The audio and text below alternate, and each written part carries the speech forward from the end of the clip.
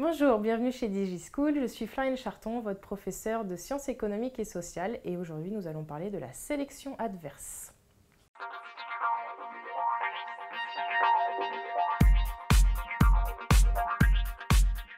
La sélection adverse, c'est un type d'asymétrie d'information.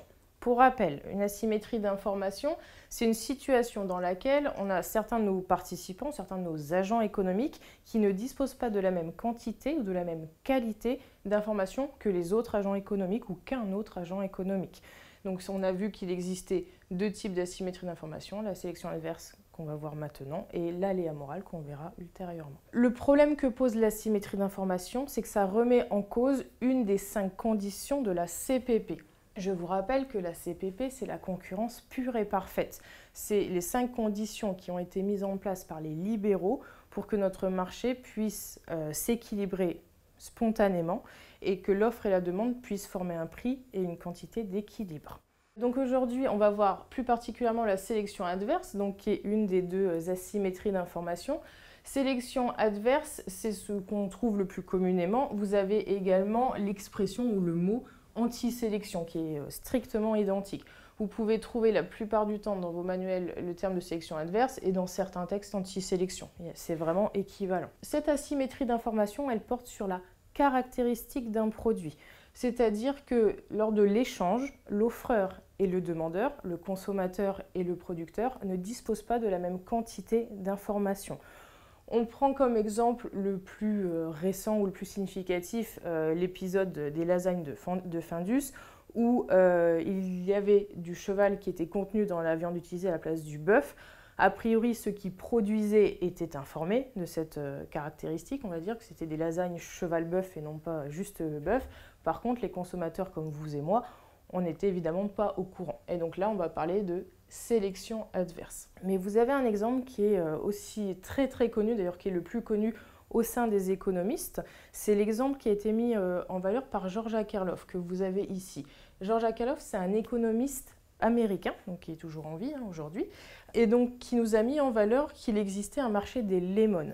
Alors lemon, pour les bilingues d'entre vous, c'est pas citron. Lemon, dans ce cas-là, c'est nous on va dire en français vieux taco, c'est la voiture un peu toute pourrie d'occasion. Et en fait, il a mis en valeur quelque chose à cause de cette sélection adverse, George Akerlof.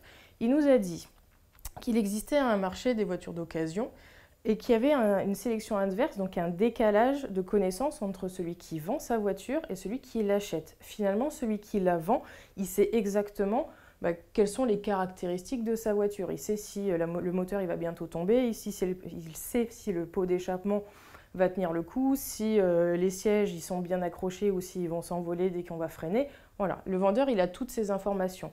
Mais l'acheteur évidemment ne peut pas disposer de ces informations si le vendeur ne lui donne pas.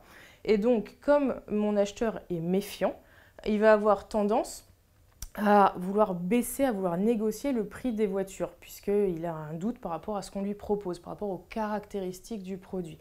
Et donc, dans ce cas-là, les vendeurs qui savent très bien que leurs voitures ne vont pas tenir le coup, vont accepter sans grande difficulté de baisser le prix. Tant que la voiture elle est vendue, eux, c'est ce qui les intéresse et à ce moment-là, ils vont accepter effectivement qu'il y ait une remise de fait.